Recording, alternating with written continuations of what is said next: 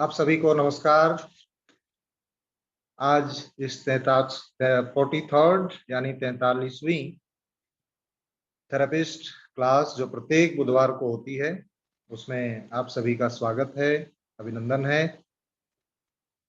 और यह क्लास पिछले साल भर से लगातार आपके ज्ञानवर्धन के लिए कि घर बैठे आप सभी को एक्यूप्रेशर का ज्ञान निरंतर मिलता रहे, जिसे हम कंटिन्यूइंग एक्यूप्रेशर एजुकेशन कहते हैं, यानी CAE।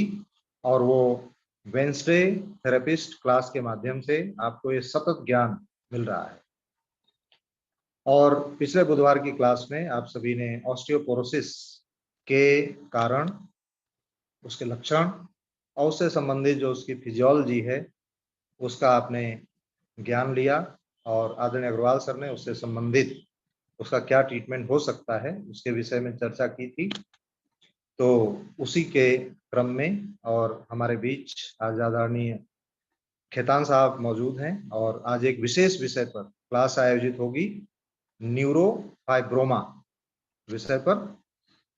तो आइए हम डॉक्टर खेतान साहब को आमंत्रित करें। उसके पूर्व चलते हैं एक्यूप्रेशर शोध प्रशिक्षण एवं उपचार संस्थान प्रयागराज के हेडक्वार्टर, जहां से ओमकार और प्रार्थना आयोजित होगी।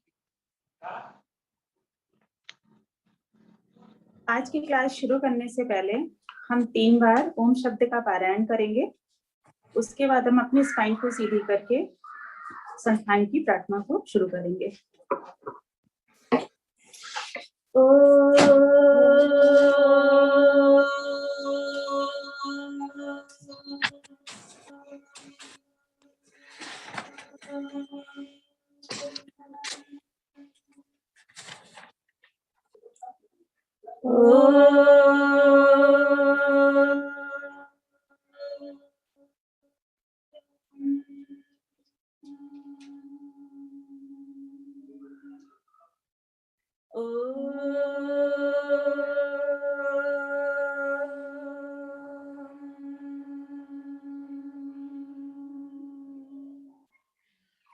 वह शक्ति हमें दो दयालु दे, कर्तव्य मार्ग पर डटे जावे।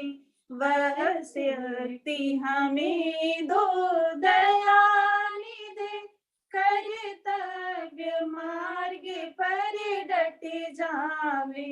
पर सेवा पर उपकार में हम निज जीवन सफल बना जावे। वह शक्ति हमें दो दयालु दे, कर्तव्य मार्ग पर डटे जावे। हम दीन दुखी बलो विकलो के सेवक बन संताप हरे। जो है बिछुड़े भूले भटके, उनको तारे खुद तरे जावे। वह शक्ति हमें दो दयालु दे, कर्तव्य मार्ग पर डट जावे। छल द्वेष दंभ पाखंड झूठ अन्याय से निस दिन दूर रहे। जीवन हो शुद्ध सरल अपना, सुचि प्रेम सुधार से बरसावे। वह शक्ति हमें दो दयालु दे, कर्तव्य मार्ग पर डटे जावे। निज आने मान मर्यादा का प्रभु ध्यान रहे, अभिमान रहे। जिस देव भूमि में जन्म लिया, बलिदान उसी पर हो जावे। वह शक्ति हमें दो दयालु दे, कर्तव्य मार्ग पर डट जावे, पर सेवा पर उपकार में हम निज जीवन सफल बना जावे, वह शक्ति हमें दो दयाली दे। बहुत बहुत धन्यवाद रीता पांडे जी और अंशु अग्रवाल जी प्रार्थना के लिए। और अभी जुलाई से दिसंबर 2021 सेशन के लिए करीब 1700 से अधिक, जिसमें पूरे देश भर के करेस्पॉन्डेंस कोर्स के पार्टिसिपेंट थे, उनका एग्जाम कंडक्ट हुआ है, प्रैक्टिकल और वाइवा दोनों। और चूंकि ऑनलाइन होने की वजह से एक्यूप्रेशर विधा विश्व के अनेक देशों तक पहुंच पाई है और बहुत सारे लोग वहां से रह करके इस एग्जाम में पार्टिसिपेट किए हैं और वो सब कुछ कंप्लीट हो गया है। नेक्स्ट सेशन के लिए यानी जनवरी से जून 2022 सत्र के लिए पहले से लेकर छठे सेमेस्टर तक के कोर्स के लिए एडमिशन प्रारंभ हो गया है, कैंपस एंड करेस्पॉन्डेंस बोथ। तो आप लोग अगले सेमेस्टर में जो लोग अभी एग्जाम दिए हैं वो पार्टिसिपेट कर लें, एडमिशन ले लें। और कैंपस कोर्स का कमिंग वीक में यानी 2 दिन बाद ही उनकी भी परीक्षा प्रारंभ होने जा रही है, जो लोग एडमिशन लिए हैं। तो ये कुछ महत्वपूर्ण सूचना थी। और अब हम आइए डॉक्टर प्रकाश खेतान साहब को, जिनके क्लास के लिए हम सभी को इंतजार रहता है और बहुत इंटरेस्टिंग और सरल भाषा में हम सभी को समझाते हैं, जो सबके लिए यूजफुल रहता है। तो सीनियर न्यूरोसर्जन डॉक्टर प्रकाश खेतान साहब को आमंत्रित करते हैं आज के लेक्चर के लिए।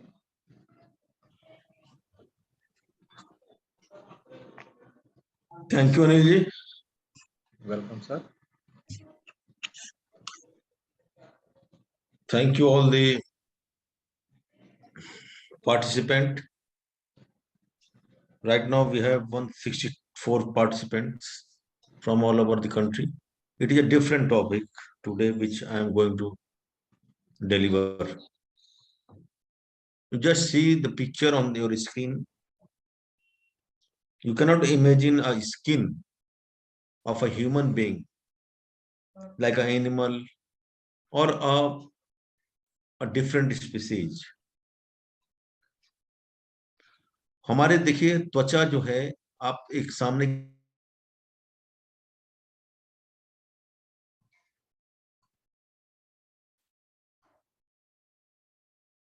प्रोटीन और सरफेस प्रोटीन मिलकर उभार होता है, उस तरह कई हम लोगों ने एनिमल्स की स्पीसीज देखी हैं, उनमें इस तरह की स्किन मिलती है। So it is very strange and it's very innovative topic and a very different topic to choose. We used to operate on NF1 many times. There is a very characteristic feature of NF1, that bilateral eighth nerve schwannoma. We used to operate one by one in an interval of 6 months. Just see the skin of a human being. We are showing the neck, lower part of the neck, chest and hand. All is occupied with numerous fibromas. And since it comes from nerves, therefore, we are calling it neurofibroma.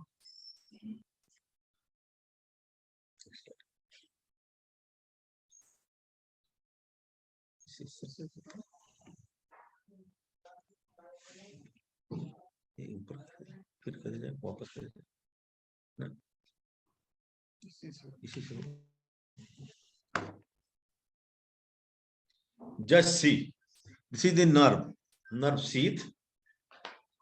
I think you can find out. Just see this is the nerve sheath, and this is the endoneurium myelin sheath, unmyelinated nerve fibers. And this is the, basically we cut a section of it and we are getting it. This is the perineurium multiple See the structure nerve fiber, and it is arising from this nerve fiber. Just see these two slides. It is the, we call it outer aspect of the neurofibroma, or we call phenotype, outer morphology. And this is the cut section of where we get this picture. This is a picture of common nerve cells, and then how will be appear when it is transformed into nerves, neurofibroma. What is neurofibroma? Neurofibroma type 1, there are two types of the neurofibroma, type 1, type 2, NF1, NF2. It caused by mutation in neurofibromin gene. अब mutation क्या होता है? Mutation जो होता है वो जो base pair होता है, नाइट्रोजन का बेस पेयर होता है। आपने पढ़ा होगा कि हमारा जो डीएनए होता है, डीएनए 2 स्ट्रैंड्स के द्वारा बना होता है, और जो डबल हेलिक्स मॉडल डीएनए का वाटसन एंड क्रिक ने दिया था 1953 में, तो जो एक म्यूटेशन में 10 बेस पेयर होते हैं, एक जीन की व्याख्या करें हम तो जैसे आपको मालूम होगा साइटोसिन, गुआनिन, जो प्यूरिन्स होते हैं प्रिडमिन्स के साथ जोड़ते हैं, तो फिर प्रिडमिन्स आपको हाइड्रोजन नाइट्रोजनस बॉन्ड के साथ जोड़ते हैं, फिर एक नाइट्रोजनस बेस पेयर मिलता है, न्यूक्लियोटाइड बनते हैं, फिर न्यूक्लियोसाइड बनते हैं, कई न्यूक्लियोटाइड मिलके फिर अल्टीमेटली जीन बनाते हैं। तो किसी भी बेस पेयर में म्यूटेशन होना, म्यूटेशन सब के लिए बड़ा कॉमन हो गया है। पहले हम लोग म्यूटेशन पढ़ाते थे तो लोग पूछते थे कि म्यूटेशन क्या है। Now it is a very familiar terms in respect of corona virus. Omicron virus में सुना आपने कि इसने 50 म्यूटेशन हो गए। क्यों? उसने अपने रूप को परिवर्तित कर लिया, अपने जीन को परिवर्तित कर लिया। जब एक छोटा सा वायरस, ओमिक्रॉन वायरस, जिसमें 50 म्यूटेशन हो सकते हैं, तो क्यों हमारे शरीर में म्यूटेशन नहीं हो सकते? हम जब पैदा होते हैं तो कौन सी माने ऐसी जीन है, ह्यूमन मेगा प्रोजेक्ट अमेरिका ने चलाया था, अभी भी चल रहा है, जिसमें हम जेनेटिक लेवल पे चेंजेस करने की बात करते हैं कि हम जीन्स को बदलेंगे। We will change the gene in the mother with the help of some like higher techniques like transvaginal ultrasound. We are nowadays doing surgery even in the fetus also. So now it is a topic to change the genetic pattern, genotype. What you are seeing, it is a phenotype. We have to change the genotype. Why neurofibromatosis occur? It is caused by mutation in neurofibromin gene. जैसे आपने corona virus के बारे में पढ़ा था, उसमें 29,912 base pair मिले थे। उसकी जब जीनोम उसका निकला, जेनेटिक सीक्वेंस निकला, या जेनेटिक कोड तो अलग चीज होती है, जब हम उसके जीनोम को निकाले तो उसमें इतने बेस पेयर मिले। इस बेस पेयर में करीब हम लोगों ने स्पाइक प्रोटीन में जो जीन्स थी उनमें हम लोगों ने म्यूटेशन देखा। अब हम ओमिक्रॉन वायरस में या नए नए जो वेरिएंट्स आ रहे हैं, वो कई प्रोटीन्स होती हैं, रिसेप्टर प्रोटीन्स होती हैं, या किडनी वाले रिसेप्टर पे भी प्रोटीन्स होती हैं, नेजोफेरिंजियल म्यूकोसा में अलग से प्रोटीन होती हैं, उनको मिला के करीब 50 म्यूटेशन लोग बोल रहे हैं कि ओमिक्रॉन वायरस में। न्यूरोफाइब्रोमाटिसिस में सिर्फ एक म्यूटेशन की वजह से आप देखिए कितनी दिक्कत होती है जीन में। इसको सबसे पहले डिस्कवर किया वान रेक्लेमासन ने, एक वैज्ञानिक ने, तो उसके नाम से पहले बीमारियों का नाम होता था। It is autosomal dominant disease. आपको मैं कभी आपको लेक्चर समय दीजिएगा तो मैं बताऊंगा ऑटोसोमल डोमिनेंट क्या होता है, ऑटोसोमल रिसेसिव क्या होता है, मेंडल का क्या योगदान था, मेंडल का लॉ ऑफ सेग्रीगेशन, मेंडल का जो लॉ है मेंडल का कि लॉ ऑफ इंडिपेंडेंट असॉर्टमेंट, तो ये law of dominance, 3-4 law Mendel ने दिए थे। उसी के आधार पे फिर हम लोगों ने ऑटोसोमल डोमिनेंट और ऑटोसोमल रिसेसिव मैंने बताया इसको। तो खोज उस वैज्ञानिक की है मेंडल की, जिसने पौधे में काम किया, पी प्लांट पे काम किया, 7 कलर के प्लांट पे काम किया, और उसने 4 लॉ दिए। वो चारों लॉ आज तक विद्यमान है। उसी के आधार पे हम लोगों ने ऑटोसोमल डोमिनेंट और ऑटोसोमल रिसेसिव जीन की व्याख्या की। Now it is autosomal dominant neurogenic genetic disorder characterized by presence of multiple benign neurofibroma. जो आप स्किन पे देख रहे हैं, these are multiple benign neurofibromas. Affect the bone, nervous system, soft tissue and skin. Skin तो आपने देखा ही. Brain में क्या चेंजेस होते हैं मैं आगे बताऊंगा. सॉफ्ट टिश्यू मसल्स में क्या चेंजेस होते हैं वो देखिए. बोन्स में क्या चेंजेस होते हैं वो देखिए. न्यूरोफाइब्रोमेटा का सिर्फ मतलब ये नहीं होता, फाइब्रोमेटोसिस का सिर्फ ये मतलब नहीं होता कि हम सिर्फ ऊपर स्किन की त्वचा को देखें. And clinical symptoms increases over the time. Why? क्योंकि कंप्रेसिव फीचर्स होते हैं. कंप्रेसिव फीचर के कारण आपको क्लिनिकल फीचर्स, क्लिनिकल सिम्टम्स जो होते हैं वो समय के साथ बढ़ते हैं, क्योंकि न्यूरोफाइब्रोमा का ग्रोथ बढ़ता है. और जेपी अग्रवाल सर के आज टॉपिक चूज करने के पीछे शायद यही कारण था कि उन्होंने कुछ केसेज में न्यूरोफाइब्रोमेटोसिस के ग्रोथ को रोका होगा. जब आप ग्रोथ को रोकते हैं या श्रिंक करता है तो एडजेसेंट स्ट्रक्चर के कारण उसको रिलीफ मिलता है. और अब ग्रोथ होता है, जैसे स्पाइनल कॉर्ड में D12 लेवल पे है या D4 लेवल पे है, उसी अनुसार उसके सिम्टम्स आएंगे. और अगर बड़ा होता है तो फिर स्पास्टिक पैराप्लीजिया भी आएगी, न्यूरोजेनिक ब्लड भी आएगा, डिफिकल्टी इन वॉकिंग भी आएगी. न्यूरोजेनिक प्रॉब्लम एंड मैलिग्नेंसी भी इसमें 2% से 3% केस में मैलिग्नेंट में कन्वर्ट हो जाता है. तो अब आपको फिर से मैं स्लाइड दिखा रहा हूँ. न्यूरोफाइब्रोमा देखिए, बड़ी इंटरेस्टिंग चीज है. देखिए क्या है ये स्किन, देखिए. दूसरा ये नर्व की नॉर्मल नर्व है, ये न्यूरोफाइब्रोमेटोसिस के बारे में है. आप इस स्लाइड को एक बार देखिए.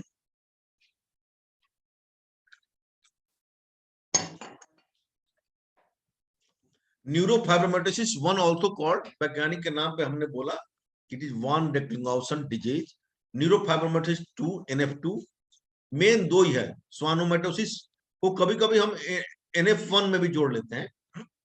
Genetic disease 2 type, type 1 and type 2, NF1 और NF2. देखिए ये जो आप क्रोमोजोम देख रहे हैं, इस क्रोमोजोम के 30 फेज होते हैं: प्रोफेज, मेटाफेज, एनाफेज, टीलोफेज. इसी में जो सेग्रीगेशन होता है, जो पोल पे जब आपको सेल डिवीजन होता है तो कभी कभी सेल्स अलग नहीं हो पाती हैं, वो पोल की तरफ नहीं जा पाती हैं. ये क्रोमोजोम 17 और 22 तक को हमने आइडेंटिफाई कर लिया. हमने ये भी आइडेंटिफाई कर लिया कि कौन सा म्यूटेंट जीन है. और ट्यूमर सप्रेसर जीन भी होते हैं. ये क्या करते हैं कि म्यूटेशन कॉजेज अनकंट्रोल्ड फाइब्रोमाज, माने फाइब्रोमाज पे किसी का बस नहीं होता. क्या? ट्यूमर सप्रेसर जीन की वजह से. फाइब्रोमाज क्या होते हैं कि न्यूमरस फाइब्रोमाज होते हैं बॉडी पे. देखिए ये कितने फाइब्रोमाज हैं, आप जरा देखिए. Numerous, uncontrolled. आदमी को मैंने देखा है, अपने कई पेशेंट्स को देखा है, बेचारे को शर्म आती है शर्ट उतारने में. इवन फेस से भी होता है. जब ये ट्राइजेमिनल नर्व को इन्वॉल्व करता है तो उसकी पिक्चर दिखाऊंगा मैं आपको आज की स्लाइड में.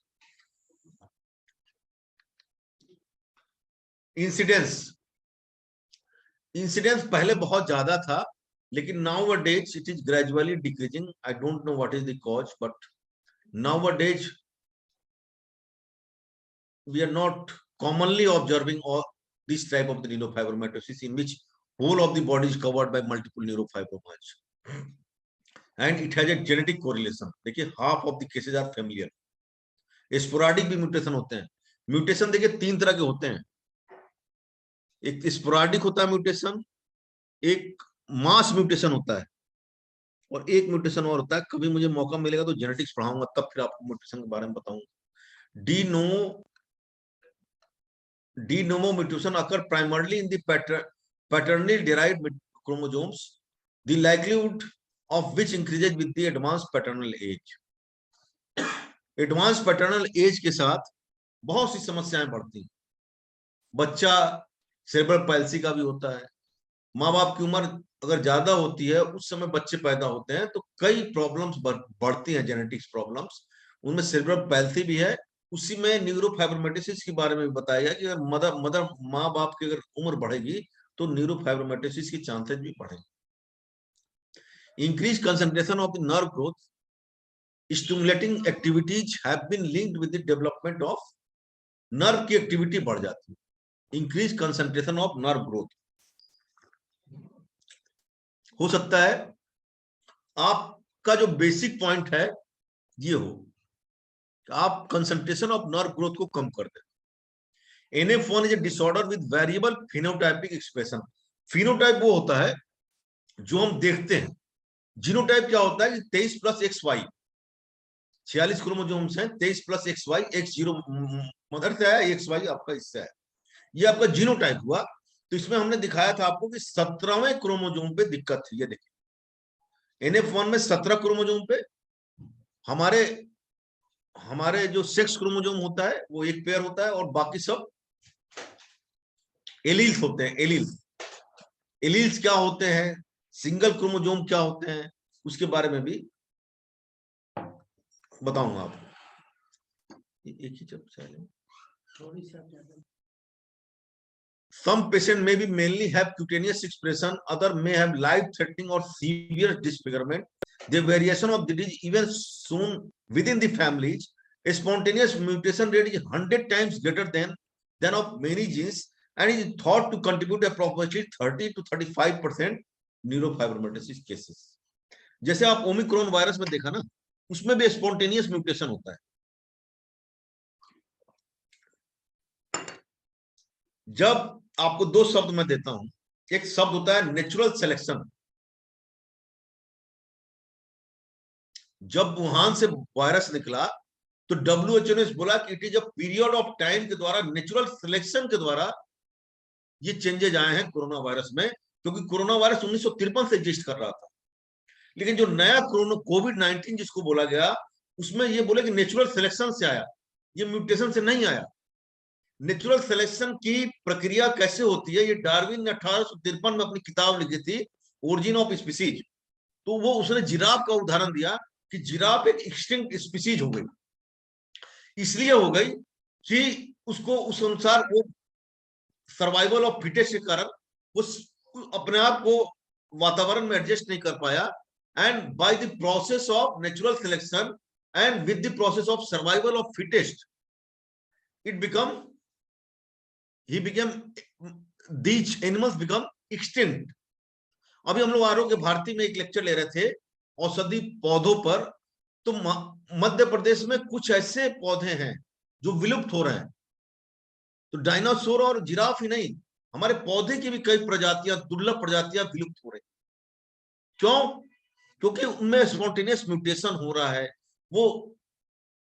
हाँ, तो जब WHO ने ये बोला कि नहीं नेचुरल सिलेक्शन से हो रहा है, बाद में प्रूव हुआ कि ये वुहान में एक म्यूटेशन के द्वारा आर्टिफिशियल म्यूटेंट करके इस वायरस को भेजा गया है। तो आप इस पॉइंट की सिग्निफिकेंस समझ सकते हैं, 100 टाइम्स स्पॉन्टेनियस म्यूटेशन की चांसेस ग्रेटर होते हैं।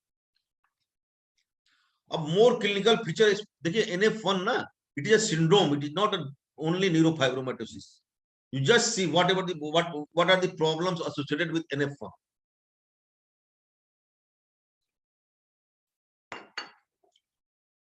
बोन में स्कोलियोसिस हो सकती है, टीबिया की स्यूडो आर्थ्रोसिस हो सकती है, फियोक्रोमोसाइटोमा के बारे में मैंने पढ़ाया था आप लोग को, एडिसन डिजीज जब पढ़ा रहा था। मेनिंजोमाज हो सकते हैं, ग्लायोमाज हो सकते हैं, कॉस्टिक न्यूरोमाज हो सकते हैं। इस तरह करके इसके साथ एसोसिएटेड ये सब फाइंडिंग मिलती है। मेंटल रिटार्डेशन, आपको दोबारा बोलूंगा, न्यूरोफाइब्रोमाटोसिस के साथ मेंटल रिटार्डेशन की चांसेस बहुत कम होते हैं। आप देखिए most common benign tumour of NF1, ये देखिए, ये तो पर्टिकुलर डर्मेटोम में अगर कोई नर्व है, कभी कभी आप देखते होंगे किसी महिला को, तो देखिए ये जो पिक्चर देख रहे हैं, ये और ये डिफरेंट पिक्चर है।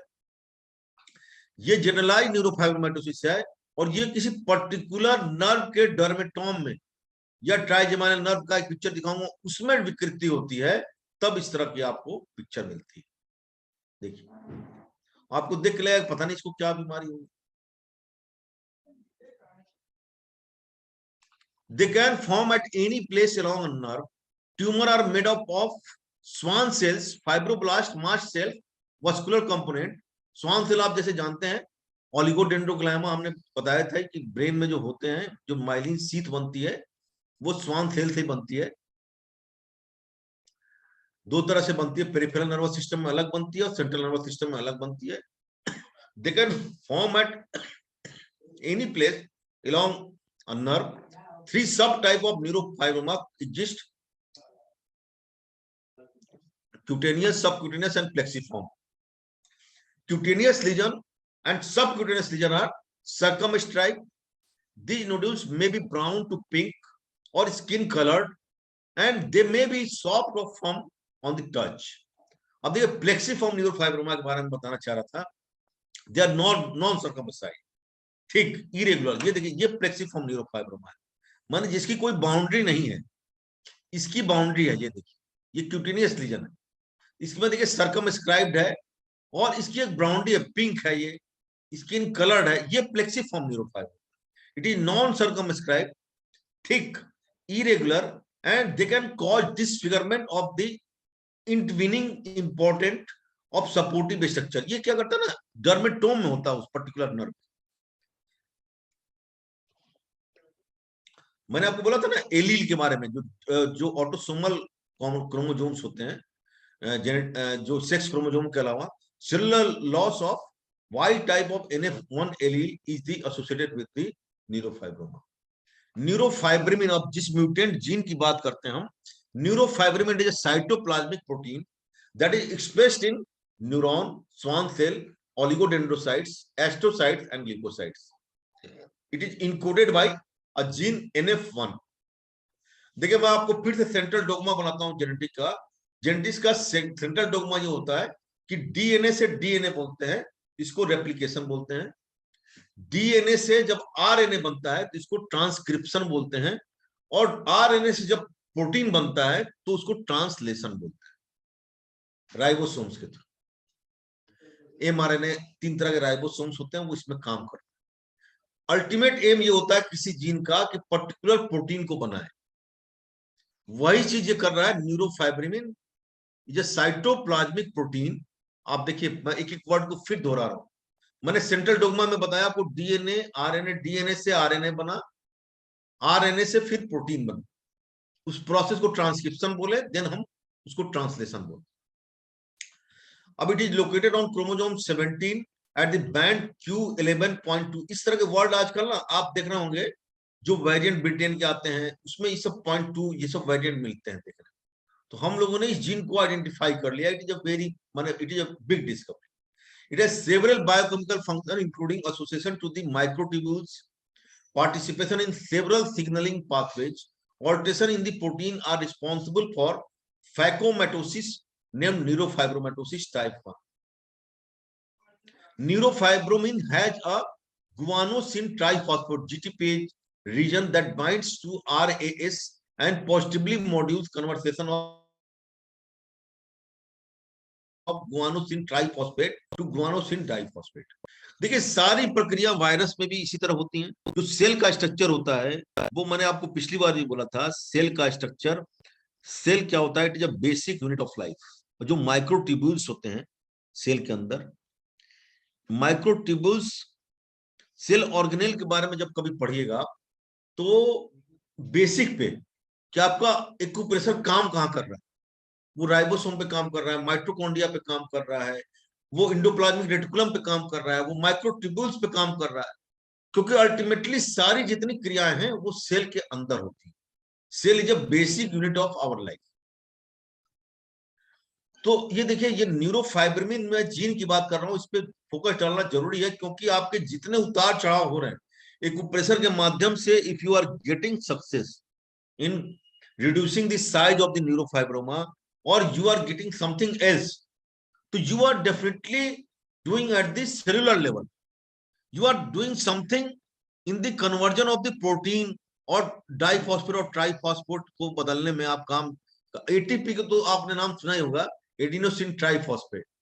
ये इसको एनर्जी क्वाइन बोला जाता है, जिसके बगैर आदमी जिंदा नहीं रहता. माइटोकॉन्ड्रिया में एडीपी से एटीपी में चेंज होता है, इसी को एनर्जी क्वाइन बोलता है, और माइटोकॉन्ड्रिया को सेल का पावर हाउस बोला जाता है. उसी तरह ये अमाइनो एसिड्स होते हैं, ये इसेंशियल अमाइनो एसिड्स होते हैं, उनसे प्रोटीन बनते हैं. 20 इसेंशियल अमाइनो एसिड्स होते हैं. तो न्यूरोफाइब्रोमा है guanosine triphosphatase region that binds to the RAS and positively module conversion of the conversion of guanosine triphosphate to guanosine diphosphate. The protein is necessary for negative regulation of RS protein signal, telling us that neurofibromin act as a tumor suppressor needed for negative regulation of through the cell cycle.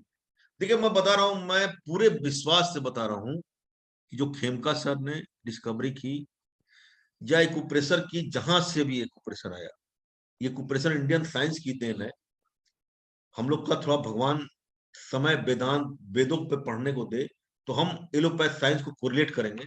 आप जो sedate करते हैं या आप tone करते हैं तो आप कहीं ना कहीं से निगेटिव सप्रेसर जीन या पॉजिटिव सप्रेसर जीन को ही आप रेगुलेट करते हैं, उसी के द्वारा आप सिम्टम पाते हैं। You are doing at the cellular level. You just see, आजकल ना हम लोग इस तरह के प्रोटीन के 3D विजुअलाइजेशन बना चुके हैं, और अभी जो पेपर पब्लिश हुआ था कोरोना 19 में, उसमें पेट स्कैन की मदद से और पेट स्कैन के आगे के भी सीरीज से हम लोग इस तरह के सेलुलर लेवल पे जीन का मैपिंग कर लेते हैं। ये देखिए,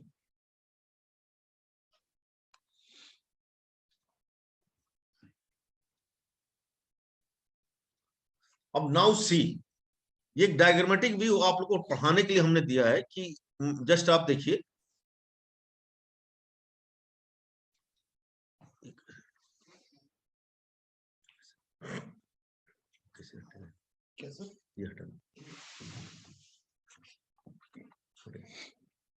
अब देखिए, आप ऊपर से शुरू करिए। NF1 में, NF1 में म्यूटेशन आपको बता दिया कहां हुआ, म्यूटेशन किस माने क्रोमोसोम में हुआ, कहां किस पॉइंट पे हुआ, ये भी बता दिया आप।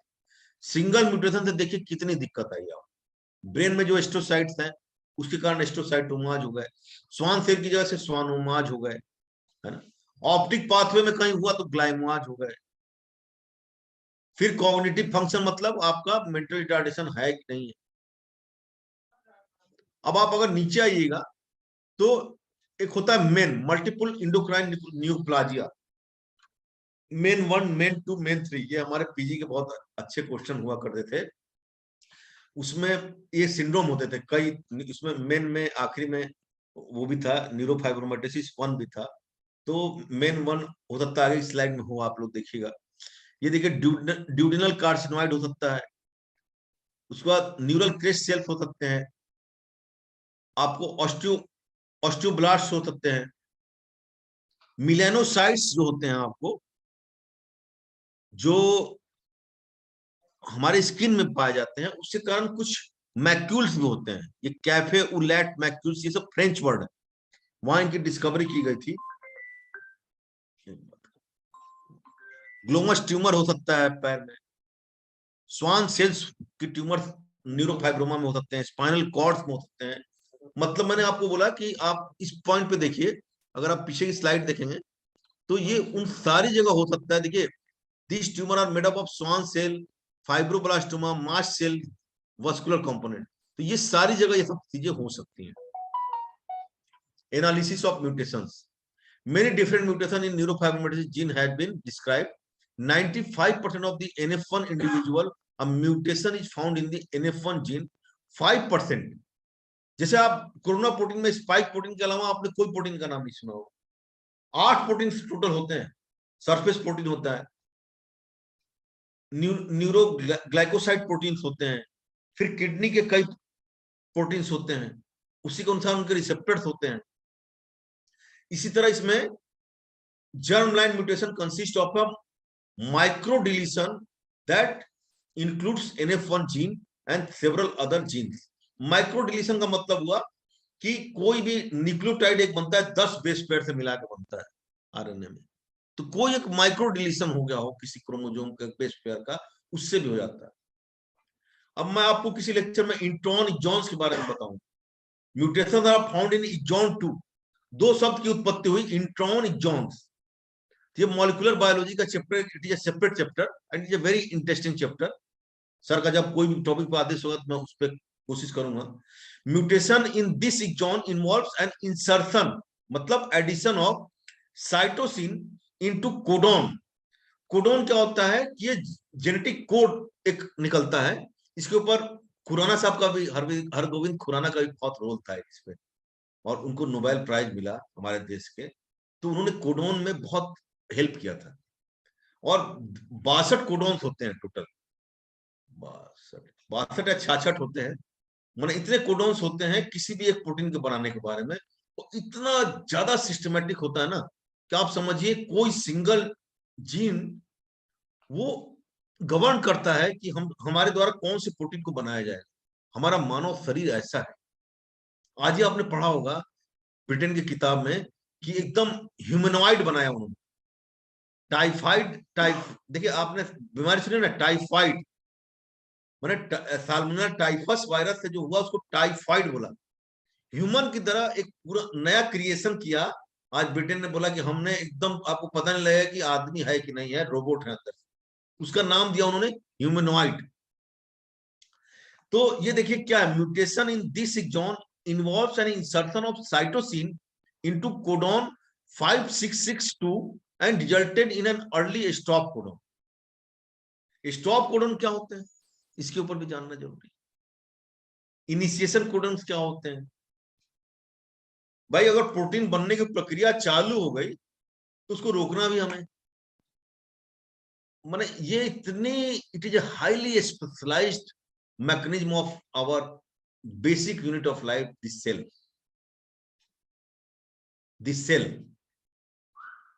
We are far behind than far behind compared to the modern science. The Hollywood movie are nowadays, they are making movie on the cell. They have made movies in 1670 on moon, Mars, amoeba. Now they are making movies on cell. Can you imagine it? Cell पे movie बनती है। देख कितना interesting है कि किस insertion codon पे अगर आप एक प्रेशर के पॉइंट से या कोई आयुर्वेदिक औषधीय प्लांट से या आयुर्वेदा के मदद से बिना किसी सर्जरी के आप माइक्रो म्यूटेशन भी कर देते हैं या कोई इंसर्शन भी कर देते हैं, वो तो कायाकल्प हो जाएगा और जरूर होता होगा। निश्चित रूप से आपकी थेरेपी में, हमारी थेरेपी में मुझे लगता नहीं कि दवा के द्वारा कितना है वो तो आने वाला रिसर्च बताएगा। We are basically surgical people. तो निश्चित रूप से ये चीज बहुत बड़े शोध का विषय है कि कोडोन में कौन सा स्टॉप कोडोन हुआ, कहां पे माइक्रो म्यूटेशन हुआ, कहां पे डिलीशन हुआ, कहां पे इंसर्शन हुआ। साइटोसिन के साथ अगर गुआनिन जुड़ना है 3 हाइड्रोजन बॉन्ड के द्वारा, तो साइटोसिन के साथ कौन सा जुड़ रहा है, कौन सा अमीनो एसिड आ गया। आप विश्वास नहीं करिएगा कितने औषधि प्लांट्स हैं जिनमें ऐसे ऐसे दुर्लभ अमीनो एसिड्स हैं, वो कैसे इफेक्ट करती है शरीर पे जाके। आप बोलते हैं ना गिलोय, गिलोय को लोग बोलते हैं अमृत है, अमृत। हमारे मित्र हैं वैद्य एसके राय, बहुत अच्छे आयुर्वेदाचार्य हैं, उन्होंने एक दिन गिलोय के बारे में, क्या गिलोय औषधि खाने से, भाई हम जानते हैं मल्टीपल स्क्लेरोसिस की हमारे यहाँ मेडिकल साइंस में कोई बीमारी, मोटर न्यूरॉन डिजीज की कोई हमारे पास इलाज नहीं, ड्यूशेन मसल डिस्ट्रॉफी का कोई इलाज नहीं, मेडिकल साइंस तो बात है। फिर हमें इन आयुर्वेदाचार्यों के पास भेजना पड़ता है, जेपी अग्रवाल सर जैसे लीजेंड व्यक्तित्व के पास भेजना पड़ता है कि सर इसका सीपीके और इसका एलडीएच 40-45 हजार के रेंज में। आपको मैं बता रहा हूँ मसल डिस्ट्रॉफी में मुझे बड़ी पीड़ा होती थी कि जब 5 साल तक बच्चा सही चलता था, 5 साल से 10 साल की उम्र में वो सपोर्ट से चलता था और 14 साल की उम्र में खत्म हो जाता था। तो मुझे लगता था मैं क्या करके दे दूं इनको, मैं कैसे ठीक करूं इनको। तो मैं अपने कुछ आयुर्वेदाचार्य मित्र हैं उनको भेजता था और मैंने बहुत अच्छे रिजल्ट देखे हैं। ऐसा नहीं कि उन्होंने उनको जिंदा कर दिया, उनकी लाइफ स्पैन को जरूर बढ़ा दिया। जो सीपीके एलडीएच 45 हजार था, मैंने अपने से अनुभव किया है कि एक वैद्य है इसके राय साहब, सिर्फ अपने जैसे आप एक जेपी अग्रवाल सर की क्या खासियत है कि वो एक प्रेशर के अलावा दिन रात उनको अर्जुन की तीर की तरह एक प्रेशर ही दिखता है। राय साहब को भी हमारे दिन रात आयुर्वेद के अलावा कुछ दिखता ही नहीं। मैं इस बात का साक्षी हूं कि उन्होंने सीपीके और एलडीएस को 45,000 से घटा के 5,000 6,000 क्लेम मिला। एलोपैथ में आप जहां भी जाइए एक निराशा, एक हताशा, और बड़े सेंटर में जाइए और बड़ी हताशा कि कैसे आ गया यार, तुमको कोई दिक्कत, मैंने इसमें कुछ नहीं हो सकता, जाओ। आप समझ सकते हैं कोई आदमी उम्मीद लेके यहाँ से एम्स दिल्ली गया और डायरेक्ट उसको ये सुनने को मिलता है, जाओ यार यहाँ से हट जाओ, तुम्हें कुछ नहीं हो सकता यार, क्योंकि टाइम नहीं होता बैठा के समझाने। एलोपैथ विवश होता है। तो अगर यहाँ पे हम कुछ करते हैं, another mutation in exon 2 in the form of insertion of amino acid thymidine at nucleotide 5, 6, 7, 8। आपको मालूम है ह्यूमन में कितने न्यूक्लियोटाइड बेस पेयर होते हैं? मैं एक आर्टिकल आपको आज मिलता है तो 2-4 दिन में पोस्ट करूंगा आपको। Mutation in NF1 can also lead to juvenile myelinocytic leukaemia. आपको मालूम है क्रॉनिक माइलॉइड ल्यूकीमिया एक बहुत ही अनट्रीटेबल बीमारी मानी जाती है, बट हमारे साइंटिस्ट ने, हमारे डॉक्टर्स ने एलोपैथ के ओरल मेडिसिन की खोज कर ली। ओरल मेडिसिन खा खा के जो आदमी पहले 1 साल 6 महीने तक जिंदा नहीं रहता था, अब उसकी लाइफ स्पैन वैसी है जैसे भगवान जी ने 70, 80, 90 साल का उसको। Nowadays we are doing work on genetic level. Therefore, it is a very interesting topic. Very interesting topic. Epidemiology. The incidence epidemiology तो कोई माने कितने इंसिडेंट्स होते हैं। Schwannomatosis is a very uncommon disorder. It is sporadic type. In 5-year period, 23 cases of the peripheral nerve tumours were seen. ये देखिए एक particular Mumbai के सेंटर की बात है। पेरिफेरल नर्व ट्यूमर हम लोग को बहुत मिलते हैं। न्यूरोफाइब्रोमाटोसिस के भी केस हम केजीएमसी में थे, बहुत मिलते थे, अब भी बहुत मिलते हैं, जिनमें बाइलेटरल न्यूरोफाइब्रोमाज होते थे सीपी एंगल पे। मैलिनेंसी बहुत लेस होती है, फिर भी मैलिनेंसी होती है। ये मुंबई की स्टडी है, अपनी इंडियन स्टडी है। म्यूटेशन कहाँ होता है NF1 में, आप देख लीजिए। ये 17वें क्रोमोसोम पे हो रहा है, 22वें क्रोमोसोम पे हो रहा है। ऑटोसोमल डोमिनेट होता है, ये भी ऑटोसोमल डोमिनेट होता है। प्रोटीन प्रोडक्ट, इसमें न्यूरोफाइब्रोमिन होता है, इसमें मर्लिन प्रोटीन होता है। ये समझिए इस पे ना, अगर कोई बच्चा MBBS का देख रहा हो, इस पे करीब करीब 3-4 क्वेश्चन आते हैं पीजी का जो इंट्रेंस होता है उसमें, मात्र। अब न्यूरोफाइब्रोमिन में होगा तो क्या होगा, ये देखिए कहां कहां अफेक्ट करेगा। पेनिट्रेंस एक्सप्रेशन कंप्लीट वेरिएबल ये भी होता है, और स्वानोमैटोसिस रिड्यूस वेरिएबिलिटी होती है। Neurofibromin belongs to a family of guanosine triphosphate, जैसे मैं बता चुका हूं मैं आपको। और ये कौन से एक्सॉन इंट्रॉन जब पढ़ाएंगे तब आपको RS समझ में आएगा, अभी नहीं आएगा। माइटोजोन एक्टिवेटेड प्रोटीन काइनेज पाथवे को गवर्न करता है ये, और उसी के थ्रू स्टेम सेल्स फैक्टर। आजकल हम लोग स्टेम सेल्स का बहुत नाम ले रहे हैं। जब हम लोग के क्लासेज एडवांस होंगे then we will talk about the stem cells also. It is a very important thing. Pathogenesis, mutation in the NF1 chain result in the reduced amount of the functional protein causing, मैंने क्या बोला आखिरी में कि protein ही होता है जो cell के अंदर सारी एक्टिविटी को गुआनोसिन ट्राइफॉस्फेट, गुआनोसिन डाइफॉस्फेट, इनको गवर्न करता है। causing the wide spectrum of clinical finding including NF1 associated tumor। NF1 कई लोगों में डिलीशन होता है, लेकिन किसी में कम बेस पेयर अगर है, माइक्रो म्यूटेशन है, तो उनमें सिम्टम्स कम मिलते हैं। किसी में मर्लिन जीन पे भी है, या न्यूरोफाइब्रोमिन जीन के अलावा और भी एसोसिएटेड जीन है, जैसे हमने बताया जर्मलाइन जीन, उन पे है तो एसोसिएटेड फाइंडिंग ज्यादा। क्लिनिकल मैनिफेस्टेशन ऑफ NF1, अब क्लिनिकल मैक्यूल्स के बारे में बताया, कैफे उलेट स्पॉट, आप इसको डायग्नोज कैसे करेंगे। मैं आपको कैफे उलेट स्पॉट्स के बारे में भी दिखाऊंगा क्या होगा। एक्जिगली और इग्वाइनल फ्रैक्लिंग होती है, लीस नेडुल होता है आइरिस में हिमाटोमाज होते हैं, न्यूरोफाइब्रोमाज होते हैं, छोटे छोटे फाइब्रोमाज होते हैं। Osseous region is present usually appear during the patient first year of after birth. Symptomatic optic pathway gliomas होते हैं। Other tumor and neurological complication typically benign to appear after first year of the life hypertension may occur in the childhood, malignant transformation of the tumor may also occur in childhood, but more often in the adolescence and adulthood. ये cafe au lait spot है, देखिए इसको आप बता, देखिए this is the cafe au lait spot, flat, you just see it is a flat. ये hyperpigmented, it is a hyperpigmented macules that appear during the first year after birth, usually increase in the number during the early childhood. Number of cafe macules then stabilizes over the time, and up to 15% of the normal population has 1 or 2, 15% population आप समझिए, the presence of 6 or more.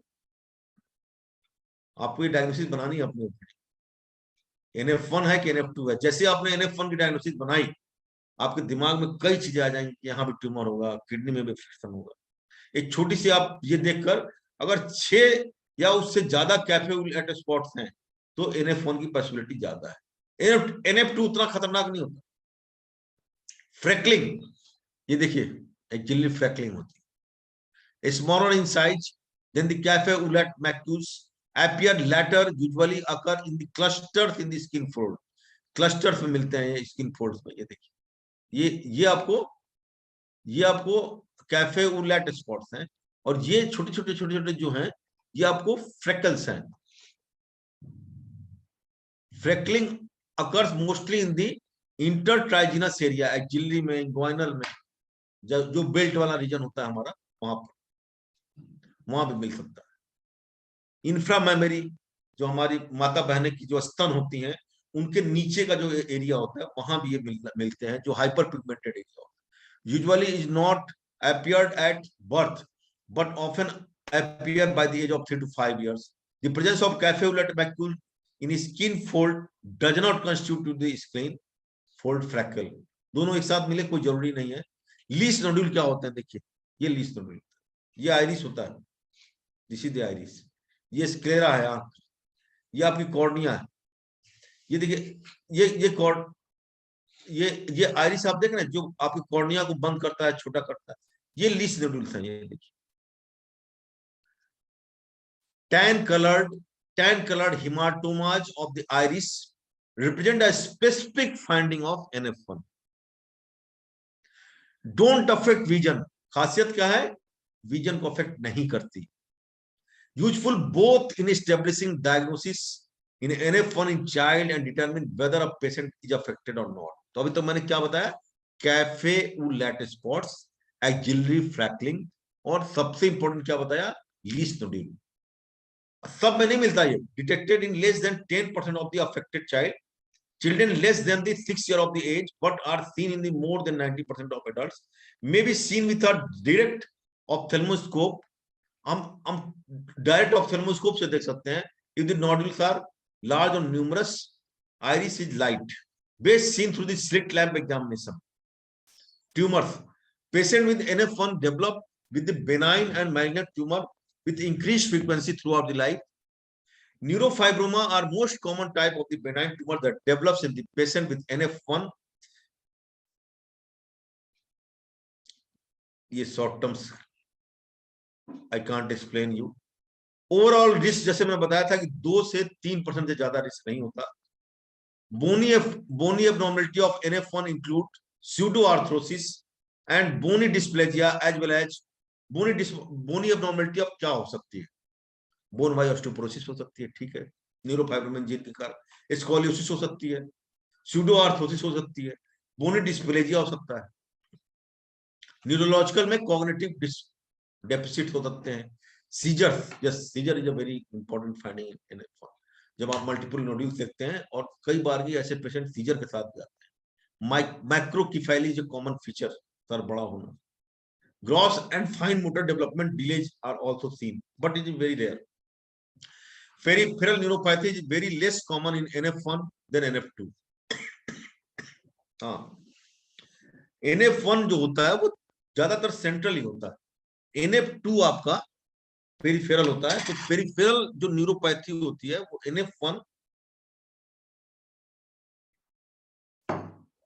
it is very less common. Hypertension is a frequent finding, hypertension देखना आपको, और खासकर children में हो जाए तो आपको ये सब चीजें देखनी है। Essential consider essential in most cases vascular lesion के कारण होता है। Renovascular hypertension is most frequent in NF1. A much less common cause of hypertension is pheochromocytoma, जिसके बारे में आपको बता चुका हूं मैं। तो अभी तक हमने चार क्या डायग्नोसिस के फीचर बताए, कैफे ऊ लैक्ट स्पॉट्स, एक्जिलरी फ्रैकलिंग, लीस नोड्यूल्स इन आइरिस, और चौथा आपको हाइपरटेंशन। आप देखिए अगर एडल्टहुड में या चिल्ड्रन में है तो आपको सोचना चाहिए। वेरी रेयरली पेशेंट में डेवलप कार्डियोवास्कुलर कंप्लेंट और airway compromise due to mediastinal neurofibroma और MPNST metastasis to the heart and lung, pulmonary hypertension, pulmonary artery stenosis, ILD, interstitial lung disease, bullous lung disease, जैसे मैंने बताया mast cells में भी होते हैं ये, तो यहाँ पे भी इनका असर आ सकता है। अब एक मोया मोया सिंड्रोम होता है।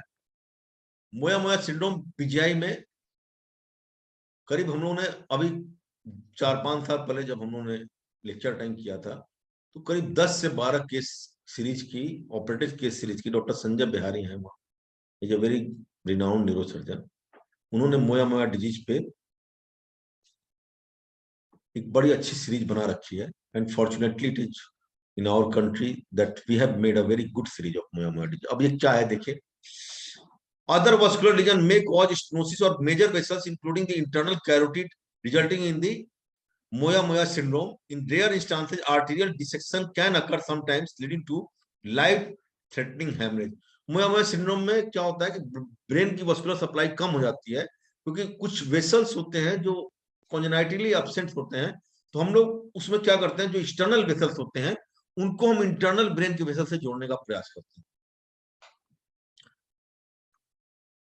Segmental NF1 due to mosaicism of the NF1 gene mutation, presentation of the segmental and generalized NF1 is mostly similar with regard to the age of the appearance of the specific feature. Segmental NF1 pigmentary features, plexiform neurofibroma tend to present in children while dermal neurofibroma is developed in the adults. देखिएगा, you mind it. Most patient the affected area is limited to one side, one side होता है। अभी आप picture देखिएगा तो कितना अच्छा लगेगा। देखिएगा, मैं ट्राइजेमिनल नर्व के बारे में दिखाऊंगा, जैसे मैंने एक थाई का दिखाया था आपको, बैक का। In most patient affected area is limited to one side, you can't see, you cannot observe in both sides, with involvement ranging from narrow strip to 1.5 of the body. More serious complication of NF1 such as pseudoarthrosis, plexiform neurofibroma, learning difficulties are uncommon. Ophthalmic या optic nerve के tract में जो ग्लायोमाज होंगे, शायद इसका short form यही होगा, इसी के बारे में बोल रहा था। देखिए ट्राइजेमिनल की जो तीसरी ब्रांच होती है, ये देखिए कितना रेयर केस होता है। हम लोग केस एकदम रेगुलर देखते हैं।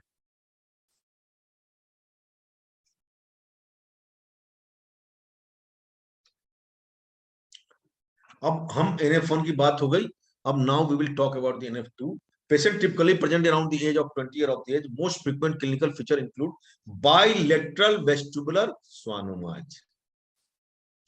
ये इसका समझिए कि एक बहुत इंपॉर्टेंट फीचर है।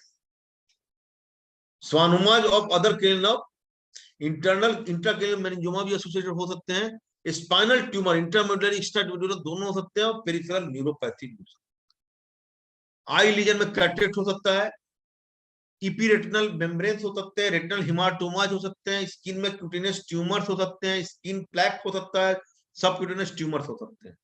NF2 ट्यूमर देखिए, सबसे सिग्निफिकेंट फाइंडिंग क्या होती है, जो CP एंगल पे बाइलेटरल वेस्टिबुलर कैल्यूमाज हो सकते हैं, मल्टीपल मेनिंजोमाज हो सकते हैं, इपेंडाइमोमाज हो सकते हैं, पेरिफेरल स्वानोमा हो सकते हैं, स्पाइनल मेनिंजोमाज भी हो सकते हैं। देखिए स्पाइनल स्वानोमा, इपेंडाइमोमा, सियाटिक नर्व ट्यूमर्स भी हो सकते हैं, रीजनल ट्यूमर में ड्रॉप फुट हो सकता है, फुट ड्रॉप हो सकता है, इंट्राक्रेनियल इंट्रा ऑर्बिटल ट्यूमर्स हो सकते हैं, पोस्टीरियर सबस्क्यूलर लेंस ओपेसिटी हो सकती है। Clinical feature of schwannomatosis. Most patients with this schwannomatosis present in the adulthood. One or more symptomatic schwannomas and pain that may or may not localize to known tumors. The average age of symptom onset is 25 से 30 years. Multiple schwannomas are the hallmark of schwannomatosis. जबकि इसका hallmark क्या था? NF2 का hallmark था bilateral 8th nerve का जो स्वानोमा था वो उसका हॉलमार्क था. NF1 का हॉलमार्क क्या था? कैफे उलैट स्पॉट थे, एक्जिली फ्रैकलिंग थी, लीस नोड्यूल था और साथ में हाइपरटेंशन थे. डायग्नोसिस में हिस्ट्री, फिजिकल एग्जामिनेशन, डायग्नोस्टिक का जेनेटिक टेस्टिंग भी कराते हैं आजकल तो डिस्ट्रोफिन जीन भी हम लोग ने किसी क्रोमोसोम में ढूंढ लिया जो आपको मस्कुलर डिस्ट्रॉफी है उसमें. हिस्ट्री, पूरी हिस्ट्री अगर अच्छे से लेंगे तो हम अपने डायग्नोसिस पे पहुंच जाते हैं. हम चूंकि कुछ बीमारियां 20 साल के बाद होती हैं तो history is very significant. Examine skin को हमें अच्छे से देखना है. प्लेक्सीफॉर्म, और आपको उसके बारे में मैंने बताया था कि प्लेक्सीफॉर्म के बारे में एक पर्टिकुलर डर्मेटोम होता है, अनसर्कमस्क्राइब्ड होता है, जबकि क्यूटेनियस वाले में पूरी तरह सर्कमस्क्राइब होता है. ब्लड प्रेशर आपको देखना है, ग्रोथ का मेजरमेंट देखना है, स्किन की चेंजेस देखते हैं और ऑप्थेल्मिक एग्जामिनेशन करते हैं. 2 or more of the following clinical picture must be present. अब ये क्या बोलते हैं, देखिए कितनी अच्छी डायग्नोसिस बनाने के लिए NF1 के लिए जो गाइडलाइन दे रखी है उसमें 2 फीचर बहुत जरूरी है. 6 or more cafe au lait spots more than 5 mm in greatest diameter in pre-pubertal individual. Every point is important. Pre-pubertal, more than 5 mm, 6 or more, and more than 50 mm greater diameter in post-pubertal individual. एक तो ये होना चाहिए. 2 or more neurofibroma of any type or 1 plexiform neurofibroma. Freckling or axillary or inguinal region, optic gliomas, 2 or more iris hematomas, distinctive bone lesions such as sphenoid dysplasia,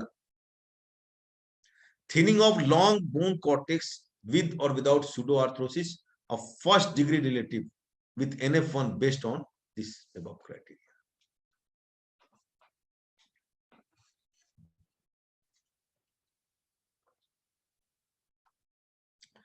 Genetic testing, nowadays it is required. We can't say it is not required. Since we are known, it is known that neurofibromin, germline and other genes are Merlin genes are associated, then it is required. अब diagnostic criteria NF2 का क्या है? सबसे पहला diagnostic criteria होना चाहिए कि bilateral vestibular स्वानोमा है. First degree relative of the NF2, ये दूसरा क्राइटेरिया. आपका पहला डिग्री रिलेटिव कैसा था? Unilateral vestibular स्वानोमाज.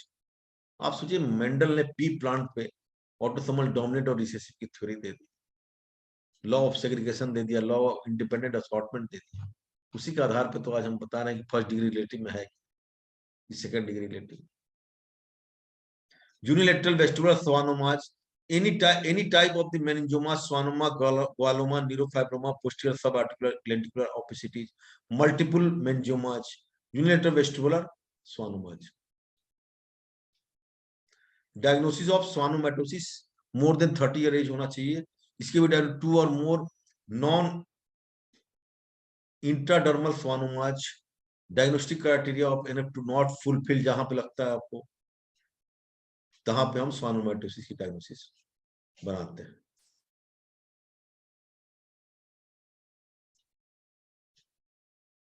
इमेजिंग में MRI is, I think, one of the most important tool to diagnose all the disease. You just see optic gliomas के बारे में मैंने बोला था. Diffuse high signal intensity in the large leg intraorbital portion of the optic nerve gliomas. Diffuse high intensity, देखिए optic nerve gliomas के बारे में. ये भी optic nerve glioma. See this. This is the our globe. This is the, ये भी optic nerve यहाँ भी थोड़ी सी affected. ये देखिए यहाँ पे diffuse intensity T2 मेजर में देखिए आप. ये bilateral schwannoma है. देखिए ये हमारा सीपे एंगल है. ये एकदम हॉलमार्क होता है. MRI of a patient of, जैसे ही आपको 2 बायलेटरल स्वानुमा मिले आप तुरंत डायग्नोसिस कर दीजिए NF2। अब डिफरेंशियल डायग्नोसिस कई होती हैं, we don't want to go in detail of that, it is different confusion, कोई पूछो जरूरी काम तो नहीं। बोलना OPD 4 बजे करेगा कल शाम 4 बजे। नुनान सिंड्रोम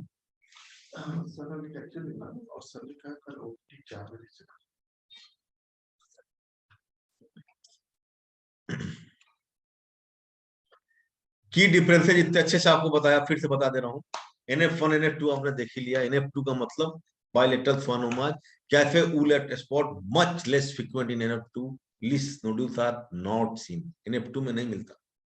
NF2 में schwannoma associated with NF2 rarely undergo malignant transfer, ये भी देख लो, into malignant peripheral nerval sheath tumor. The spinal cord, spinal root tumors are seen in the both NF2 and NF1. NF2 is not associated with the cognitive impairment than often seen with the NF. NF2 में आपको cognitive impairment भी नहीं मिलता, mental retardation भी नहीं मिलता। NF2 में आपका malignant transformation भी बहुत कम हो रहा है। These are the differential diagnosis. NF2, absence of bilateral vestibular schwannomas on a high resolution brain MRI is particularly reliable. Treatment, there is no overall treatment of NF1. Nor देखिए शरीर में कितने गुच्छे हैं, कहाँ कहाँ आप निकालिए। There any therapeutic agent is specifically approved for patient with NF1. Individual manifestation are treated as they arise. Multidisciplinary team approach is important. Longitudinal care of the individual with NF1. अब ट्रीटमेंट हम symptomatic ही देते हैं, जहां जहां बीमारी जहां हो रही है वहां पे देते हैं। We don't have any treatment right now NF1. Symptomatic treatment of the complication, yes, we are giving.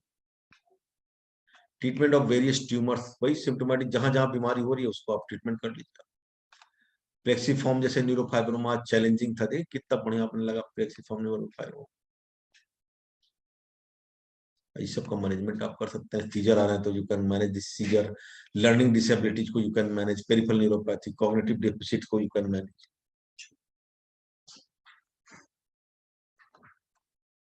Treatment of muscular schwannomas, we are operating at a interval of 6 month. छोटा है तो हम एस्टियोटेक्टिव रेडियो सर्जरी से भी कर सकते हैं या गामा नाइफ से कर सकते हैं।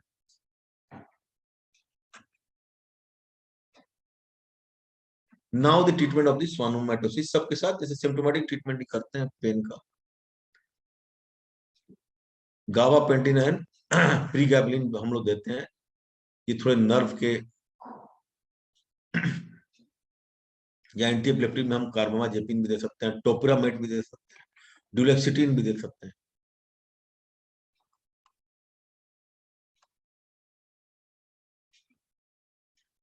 मेडिटेशन योगा तो सब जगह लोग बोलते हैं, stress reduction, it is a common slide applicable in all the diseases I think. Surgery, we are seeing surgeon, this is the main part of our job. Prognosis information about the effect of NF1 is mortality limited. मैंने plan में जैसे मैंने बताया था ज्यादा होता है।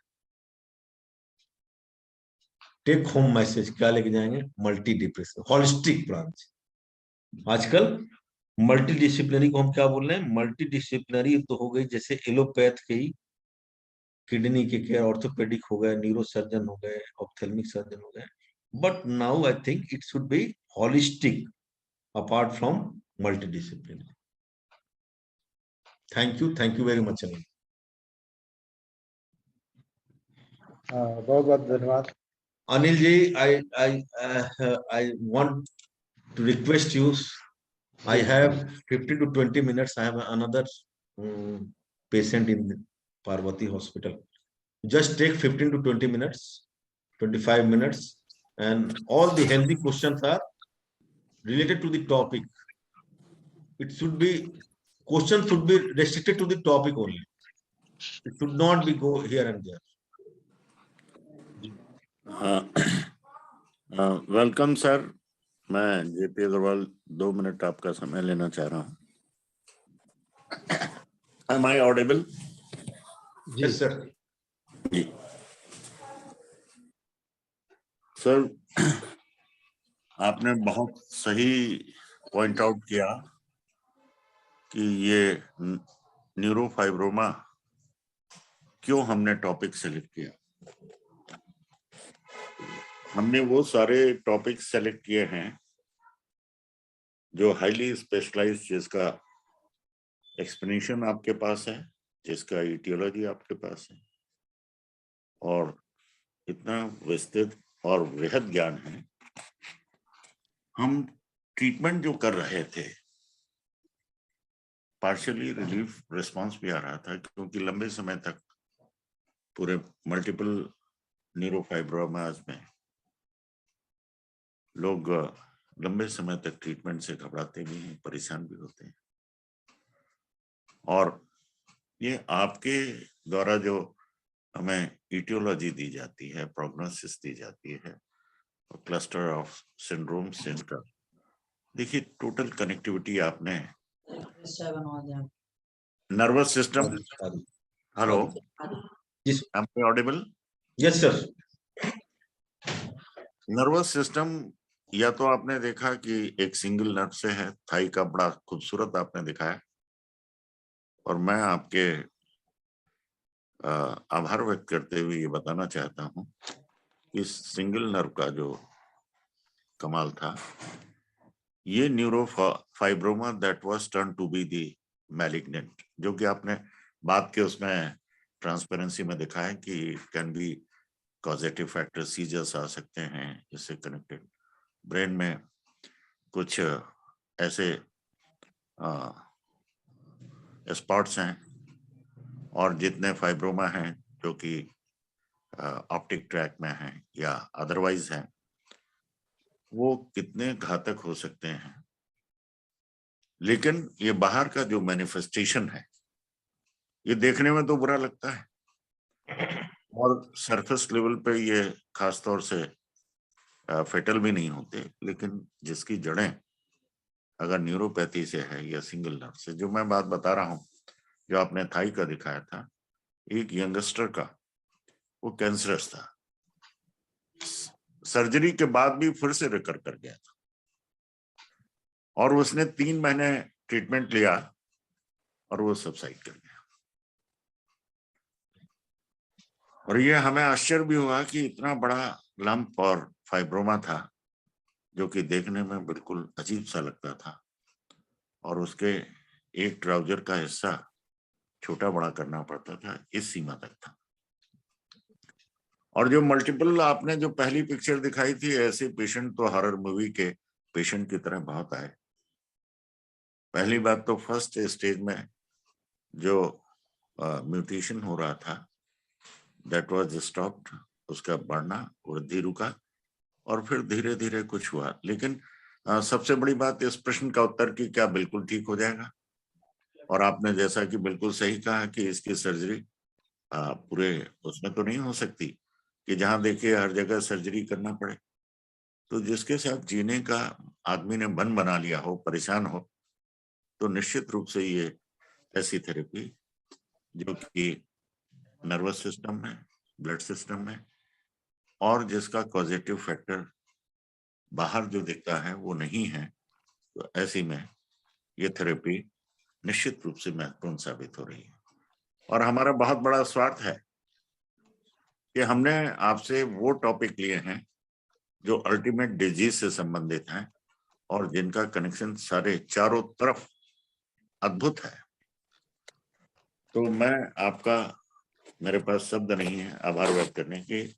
कोई व्यक्ति ऐसा मुझे आज तक नहीं मिला कि जो हमने टॉपिक चाहा, आपने उसी को इतना खूबसूरती से पेश किया है, चाहे इलेक्ट्रोलाइट्स का हो, चाहे connectivity of the management of the heart treatment, पूरा न्यूरो से आपने इतना बढ़िया सुंदर बताया, न्यूरोपैथी का चैप्टर और ऑस्टियोपोरोसिस, जिसको हम और पिछली चर्चा में जो एक्यूट न्यूरो एक्यूथेरेपी, आयुर्वेदिक एक्यूथेरेपी डाइटोलॉजी का हमने चैप्टर रिसर्च शुरू किया है और उसमें हमने एक इन शब्दों का प्रयोग किया है। जैसे आयुर्वेद में 10 द्रव्य हैं, आकाशीय तत्व, वायु, आग्नेय और पार्थिव, जलीय और पार्थिव। तो ये प्रश्न कि हमारा टेस्ट खाता है या हमारी जो टिश्यू है, आयुर्वेद में टिश्यू का एक क्रम है, प्लाज्मा, रस, रक्त, ब्लड, फ्लैश, एडिपोज टिश्यू जिसमें मस्कुलर सिस्टम है, और फिर bone and then bone marrow. तो हमारा प्रश्न ये था अपने रिसर्चर से कि हमारा स्वाद हमारे लिए आवश्यक है या हमारे धातु, हमारे टिश्यू, वो क्या भोजन मांगता है? हमारी हड्डी, हमारा बोन टिश्यू जो कि अल्टीमेट है, जिसमें ऑस्टियोपोरोसिस है, तो इसका मतलब ग्रेड 5 की डिजीज है, उसमें उसका भोजन क्या है? ऐसे भोजन, भोज्य पदार्थ जिसमें विटामिन डी की प्रचुरता हो, मल्टीविटामिन हो, और कैल्शियम, फॉस्फेट, फास्फोरस, पूरा का पूरा जो आपने ऑर्गेनिक और इनऑर्गेनिक, ऑस्टियोक्लास्ट, ऑस्टियोब्लास्ट, ऑस्टियोसाइट, ऑस्टियोप्रोजेनिटर, इन सब की व्याख्या करते हुए स्टेम सेल्स का हम लोगों ने पॉइंट्स डेवलप किए हैं, पहले भी कर रहे थे। और ये आपका जो अद्भुत प्रस्तुतिकरण है, क्योंकि मैंने यही बात कही थी जिसको गलत अर्थों में लिया गया कि कोई भी ये एक मत नहीं है, बड़े से बड़े जो है हॉस्पिटल में डाइटिशियन एक खास तौर पे भोजन सभी को देते हैं, लेकिन आयुर्वेद इसकी अनुमति नहीं देता। उसमें द्रव्य की क्या रिक्वायरमेंट है, क्या हमारे टिश्यू की रिक्वायरमेंट है, वात पित्त कफ का क्या असंतुलन है, इन सबको देखते हुए, और 13 अग्नियां, प्रत्येक ऑर्गन के अग्नि और सिस्टम, डाइजेस्टिव सिस्टम अलग है और उसके अनुरूप हर व्यक्ति की रिक्वायरमेंट अलग है। तो डाइटिशियन के लिए बहुत बड़ा दायित्व है, और ये हम लोग होलिस्टिक का मतलब हर ऑर्गन की क्या रिक्वायरमेंट है और क्या भोजन है और किस प्रकार से उसका रहन सहन, डाइट स्टाइल और लाइफ स्टाइल, और ये निश्चित रूप से महत्वपूर्ण है। और आपने जो आज दिया है, मैं अब आपके बीच में, क्योंकि थोड़ी सी जानकारी, सूचना की हमारा बहुत बड़ा स्वार्थ है आपको सुनने के लिए, जितने हम बेताब रहते हैं हमारे सभी से बहुत सी चीजें जानते हैं, लेकिन जो फिजियोलॉजी एनाटॉमी के माध्यम से हमें मिलता है तो हमारा कॉन्फिडेंस लेवल बहुत इम्प्रूव करता है। मैं पुनः आपका आभार व्यक्त करते हुए, और क्वेरी सेशन में 10 मिनट का समय है, तो thank you sir. Start this question session. Yes, तो सर जो आज सर ने जिस टॉपिक पे, जिस सब्जेक्ट पे पढ़ाया है, बहुत ही महत्वपूर्ण विषय है, और इस विषय से संबंधित जो आपकी क्वेरी हो तो ध्यान रखें कि पर्सनल ट्रीटमेंट न पूछें, जैसा अभी खेतान साहब ने कहा है। इस सब्जेक्ट रिलेटेड जो आपकी क्वेरी हो वह अवश्य पूछें, हैंड रेज करें ऑप्शन में जाके। और कोमल जी अनम्यूट करके सवाल आप पूछिएगा। Sir good evening madam. Good evening sir. Sir ये न्यूरोफाइब्रोमा मुझे है, आप जैसे अभी फ्रिकलिंग का बता रहे थे वैसे ही ये पैचेस हैं, और ये मेरे फेस पे भी आप देख रहे होंगे, ये मेरी पूरी बॉडी पे है, नेक पे है। ये क्या चीज है, क्योंकि ये थोड़ा डार्क है। और ऊपर करिए मैडम।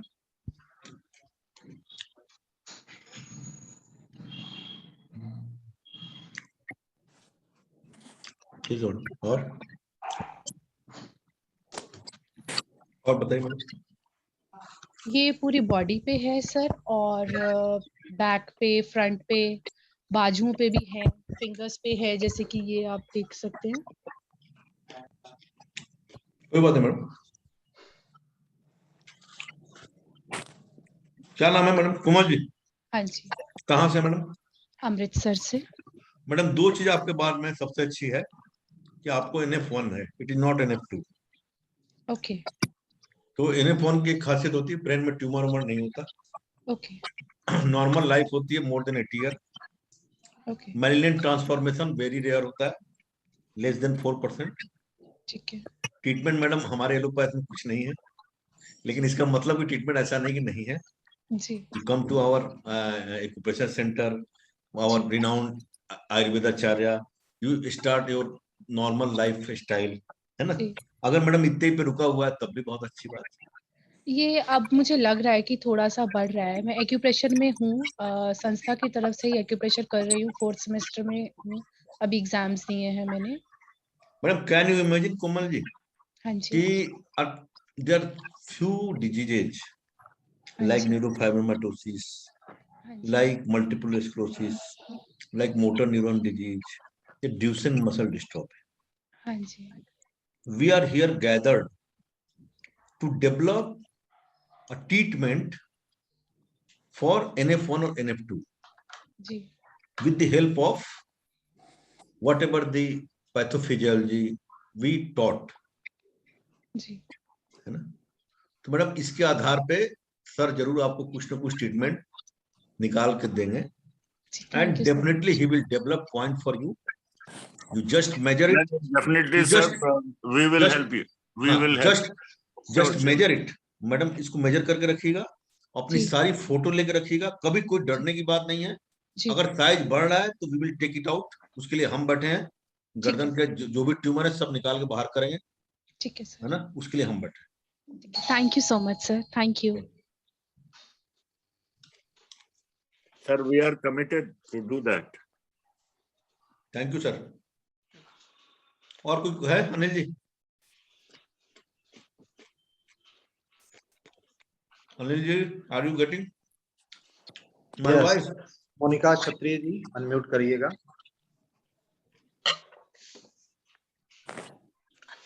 सर नमस्ते। हाँ, गुड इवनिंग मैम। हाँ, गुड इवनिंग सर। सर मेरा क्वेश्चन आज के टॉपिक से अलग है, मैं पूछ सकती हूँ कि? पूछिए मैडम। पूछ ले। सर मेरे हस्बैंड, मैं जयपुर से बोल रही हूँ, मेरे हस्बैंड को कॉर्टिकल एट्रोफी बोला एक डॉक्टर ने, और हमारा यहाँ ट्रीटमेंट भी चल रहा है, तो उसके रिगार्डिंग मैं पूछना चाहती हूँ कि ऐसे उनको इतना अभी नहीं मिला, उनको देखने में बहुत प्रॉब्लम है। ये कोविड के बाद से स्टार्ट हुआ है। विजन जेपी अग्रवाल सर जानते भी हैं, तो उनको विजन प्रॉब्लम बहुत डे बाय डे डल होता जा रहा है, और जो सोचने समझने की शक्ति है उसमें बहुत मुश्किल हो रही है डेली रूटीन के काम करने में। सर तो इसका ट्रीटमेंट अपने कैसे हो सकता है? सर आप भी थे इसीलिए मैंने क्वेश्चन पूछा। मैडम ना आपको मैं ऑनलाइन क्लासेस और ऑनलाइन ट्रीटमेंट का जो मेरा ऑनलाइन कंसल्टेंसी के लिए ना, मैं आपको एक अपनी साइट भेजूंगा जी सर। विद इन 10 days, है ना? तो आप हाँ उस पर सारी रिपोर्ट भेजिएगा, जी then I sir. Will able to tell you what is the problem and how can be help you. Sir ये आप ये साइट कहाँ आएगी, कैसे है अभी, कैसे? तो मैडम एक पर्सनल ग्रुप है ना, उसी में मैं डाल दूंगा, ठीक है सर। सर उससे आप ले और लेना। सर ये We ट्रीटेबल will है वैसे? we will circulate it. Madam nowadays hmm, we are treating it very significantly and very efficiently. ठीक है। Madam, diffuse cortical atrophy is a very common phenomena and is a very common finding in older people, or nowadays in a sixth decade also. Okay Whenever you get a report of MRI, you get diffuse cortical atrophy with periventricular efficiency, and sir has a very significant role on periventricular region. Now we have 2 or 3 medicine in our allopath science which postpone the cortical atrophy. It cannot arrest it, it cannot stop it, but it can delay all these things. That I can assure you. Okay I will give you then we will discuss it. Okay, madam? Okay okay thank you sir. Sir I am waiting your site. Okay Okay, then okay. Okay thank you so much. Okay, Madhur ji unmute करके सवाल पूछिएगा। जी sir. Sir नमस्ते। Good सर evening. मेरा प्रश्न आपके topic से रिलेटेड ही है। मैं ये समझना चाह रही थी कि ये जो फाइब्रोमा हो रहा है न्यूरो, सर बहुत तरह तरह के ट्यूमर होते हैं, तो सर इसका जो डेवलपमेंट का प्रोसेस है वो क्या है? मतलब अगर हम इसको स्टेप्स में समझें, और क्योंकि अगर हमारे पास जैसे कोई पेशेंट आए तो ये सारे ट्यूमर या स्पॉट्स जो हैं वो बहुत कॉमन ही लग रहे हैं, अलग नहीं हाँ, लगेगा। हम उसको लाइकोमा समझ सकते हैं या कुछ और। तो इसका एक्चुअली डेवलपमेंट प्रोसेस क्या है, क्या स्टेप्स में हो रहा है? Madam development what are you asking? Disease का डेवलपमेंट, डिजीज की डायग्नोसिस का डेवलपमेंट कि डिजीज का इटसेल्फ का development? What do you want to know? Disease itself का डेवलपमेंट। तो मैडम आपको एक चीज बताई थी मैंने कि जो NF1 है वो 4 सेल से राइज होती है, स्वान सेल से, मास्ट सेल से, ओलिगोडेंड्रोसाइट से, और एक सेल और थी एस्ट्रोसाइट से। हेलो? जी और उस समय क्या होती है कि नर्व की एक्टिविटी बहुत फास्ट हो जाती है मैडम, नर्व ग्रोथ की, इसलिए न्यूरोफाइब्रोमा डेवलप होते हैं। Are you getting my point? जी सर, जी सर। और तो सर उसका डायग्नोसिस का भी आप बता दीजिए स्टेप्स। डायग्नोसिस के बारे में मैडम 4 चीज याद रखिएगा। अगर आपको कभी NF1 के बारे में डायग्नोसिस करनी है तो किसी ऑप्थेल्मोलॉजिस्ट के पास भेजिएगा, लिखिएगा लीस्ट नोडुल है कि नहीं आइरिस। वो किसी और आपको फाइब्रोमा के साथ नहीं मिलेगा, कभी भी लाइपोमा के साथ नहीं मिलेगा। It is a specific finding we found in the NF1. It is very common that you forget or you can't appreciate the cafe au lait spot. आप उससे कंफ्यूज हो सकती हैं कि ये कैफे au lait spot है कि नहीं है, ये जिगली फ्रैकलिंग है कि नहीं है, लेकिन लीस नोडुल से आप कंफ्यूज नहीं हो सकते madam. I think it is the one of the best tool to diagnose it. You just send him for slit lamp examination to the ophthalmologist and you get a least nodule finding there.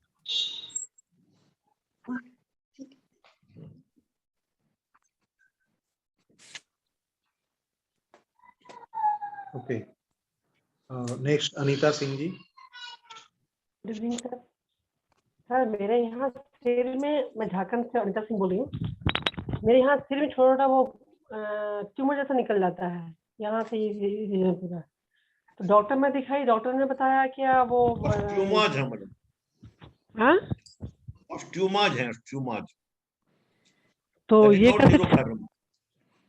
अच्छा, ये न्यूरोफॉर्म नहीं है, osteoma होते हैं frontal lobe पे, जो हाँ। आपकी फ्रंटल बोन होती है उसके कॉर्टेक्स के ऊपर कई बार की ऑस्टियोमाज हो जाते हैं। It is not a neurofibroma.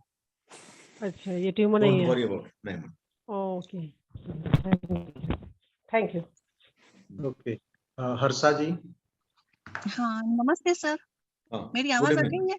Good आ रही। Evening sir. हाँ, गुड इवनिंग सर मेरे को एक पूछना था कि शरीर पूरे बॉडी पे खुजली होती है, खुजली होने के बाद जो आपने वो थाई पे दिखाया था ना, हाँ हाँ ऐसे मतलब इतने बड़े बड़े नहीं पर थोड़े थोड़े चकते जैसे हो जाते हैं, तो वो क्या कोई डिजीज है सर? मैडम वो डिजीज है, उसको हम बोलते हैं ये रिएक्शन होता है, टाइप 1 रिएक्शन बोलते हैं, एलर्जी का रिएक्शन होता है मैडम। तो आप अच्छा। एलर्जन पहचानिए कि what are the allergens in your body, उससे क्या एलर्जी हो रही है। एलर्जी टेस्ट होते हैं आजकल, उससे आप माने उससे पता चल जाएगा कि कौन सी एलर्जी है। वो टाइप 1 रिएक्शन होता है, तो it is a different thing from that. और कभी कभी ऐसे हो जाता है कि यहाँ पे ये जो अपना लिप्स होता है ना, वो छू के इतना बड़ा हो जाता है। हाँ मैडम, तो आपको टाइप 1 रिएक्शन है मैडम, टाइप 1 रिएक्शन होता है। तो ये आप कोई मास्ट सेल स्टेबलाइजर ले लीजिए आप, या एलर्जी का टेस्ट करा लीजिए अपना। खाने की चीजों से भी होता है, पॉलन ग्रेन से भी होता है, धूल से भी होता है, डस्ट से भी होता है। फिर से बोलेंगे क्या है सर? टाइप 1 रिएक्शन है madam, type 1 reaction. It is a type of type 1 allergic reaction in which you are getting lots of patches of allergies, sometimes swelling of the lips, sometimes swelling of the vocal cord also madam, in severe cases, है ना। हाँ जी। Type 1 reaction है, इसमें allergy test करा लीजिए, कोई घबराने की बात नहीं। मतलब इसमें ये जो आपने बोला ये Don't get confused with the cafe au lait spot. It is not a cafe au lait.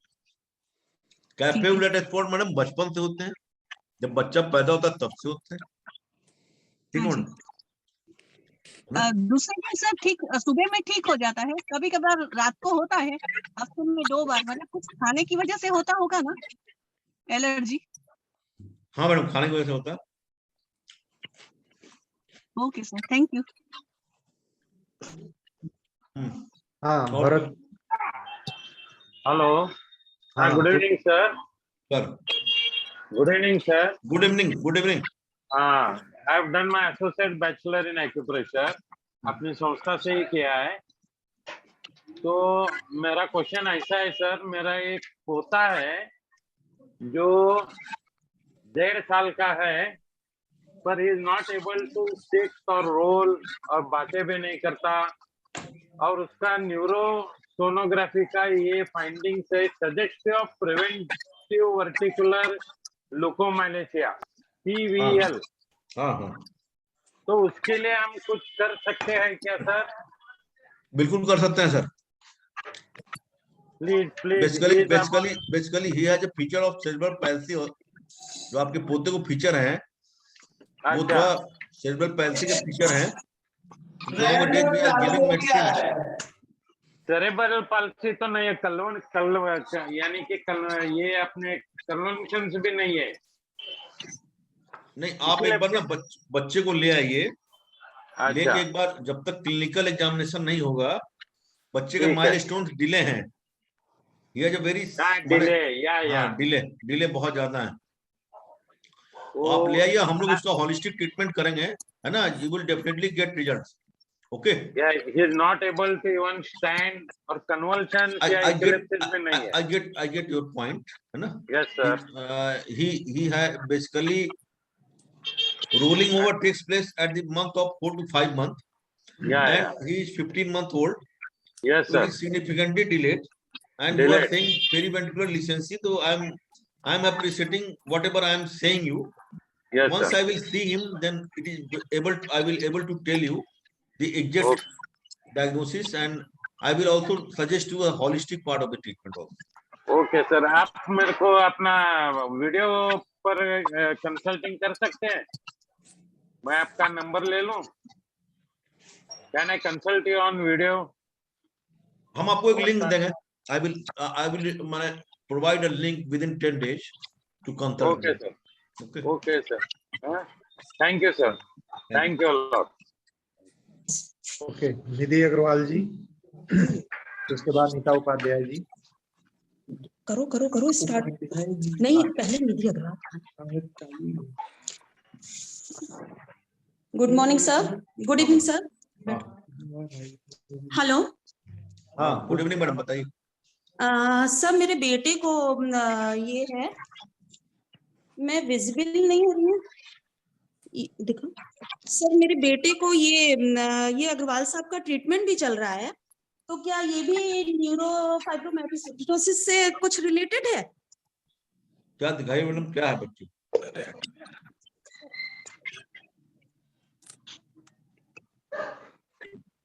तो ये बैक में इसके कंधे पे ये कोलॉइड्स। मैडम टर्न कर लीजिए, अपने कैमरे को टर्न करिए अपनी तरफ। It is turned on the opposite side. Your camera is turned on. Camera नहीं, ये डॉक्टर साहब ये मैडम ठीक से दिखाइए, बीच में दिखाइए। ये और ऐसे और कहाँ? बस इसका यहीं पे है, सिर्फ इसी पोर्शन में है। तो डोंट और डॉक्टर साहब इनके फादर के भी इसी पोर्शन में है, और वो साइज से थोड़ा सा बड़ा है, वो काफी बड़ा है उनका, इस साइज का। Don't worry madam, it is not a neurofibroma. ये तो मैं अग्रवाल साहब का ट्रीटमेंट भी ले रही हूँ, उनका ट्रीटमेंट चल रहा है ऑनलाइन, मैं ऑलरेडी इसे लगा रही हूँ। तो ये भी क्या इसी से रिलेटेड है ये कोलाइट्स का ही टाइप है? मैडम कंफ्यूज ना होइए, it is a different thing, don't confuse it with other thing. वो जो लेक्चर चल रहा है बोलना है सर का। Okay, thank you sir. तो इसमें मतलब ये कोलाइट्स का ही जो ये ट्रीटमेंट चल रहा है, ये तो मैं ले रही हूँ अग्रवाल साहब का, तो उसी से मुझे कंटिन्यू रखना है। जी मैडम। अनिल जी और कोई क्वेश्चन है? हाँ, बस we will giving last opportunity, एक क्वेश्चन और होगा बस। Last question sir, Anisha ji, Anisha Balani, unmute करके पूछिएगा। Good evening sir. हाँ, गुड इवनिंग मैडम। सर मेरे बच्चे को साल भर से चश्मा लगा हुआ है, सर मैं क्या करूं? क्या बोल रही मैडम? मेरे बच्चे को साल भर से चश्मा लगा हुआ है। साल भर से चश्मा लगा हुआ है। हाँ 8 साल का बच्चा है, मुझे अंदर आना तो उसका चश्मा लगाने के लिए सर कैसे पढ़ाइयों में जो मैग्नेट है वो करूँ, प्रयागराज में मैग्नेट करवाऊंगी। मैडम ये यू कैन कंसल्ट विथ माने मायोपिया है बच्चे को, और माने it is a progressive myopia है, just consult with your ophthalmologist and do whatever he is suggesting you. Okay, thank you Anil ji for giving me again opportunity to take the lecture. Yes, okay, thank you sir. और बहुत अच्छा रहा और बहुत useful insightful lecture रहा sir. ये unusual topic पे जो सामान्य रूप से सभी को यह बीमारी नहीं होती है, लेकिन आज के इस लेक्चर के बाद आप सभी इस न्यूरोफाइब्रोमा के विषय में, इसकी फिजियोलॉजी आप समझे और आप सभी जुड़े आज के इस क्लास के लिए। आप सबका भी बहुत बहुत धन्यवाद। डॉक्टर प्रकाश प्रकांत साहब का बहुत बहुत धन्यवाद, और आदरणीय अग्रवाल सर जो निरंतर रूप से गाइडेंस देते रहते हैं, हम सभी के मार्गदर्शक हैं। तो आप सभी का धन्यवाद और नमस्कार। अगले बुधवार को फिर मिलेंगे नए क्लास। अभी ये लिंक बंद की जा रही है।